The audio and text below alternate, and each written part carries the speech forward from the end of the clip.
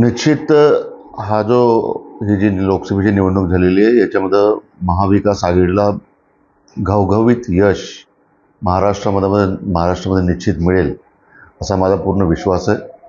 कारण की लोकसभेच्या या सर्व कालावधीमध्ये मतदारांचा जो रोष भारतीय जनता पक्षाच्या आणि शिंदे गटाच्या आणि अजितदादा गटाच्या या सर्व याच्यावर आपल्याला पाहायला भेटला. त्या माध्यमातून मला निश्चित विश्वास आहे की एक प्रचंड मोठा बदल महाराष्ट्रामध्ये येत्या 4 तारखेला घडणार आहे.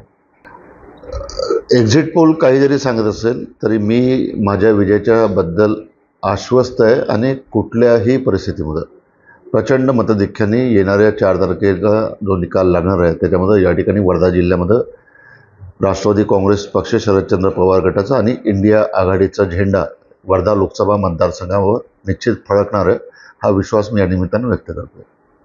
नाही, निश्चित जी परिस्थिती महाराष्ट्रामध्ये आहे तीच परिस्थिती संपूर्ण देशामध्ये आहे असा माझा विश्वास आहे.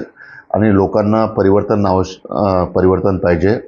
10 वर्ष भारतीय जनता पक्षाचं सरकार केंद्रामध्ये या देशातल्या लोकांनी अनुभवलं आहे आणि कुठल्याच आश्वासनाची पूर्तता मागच्या 10 वर्षामध्ये सरकारच्या माध्यमातून झालेली नाही आहे.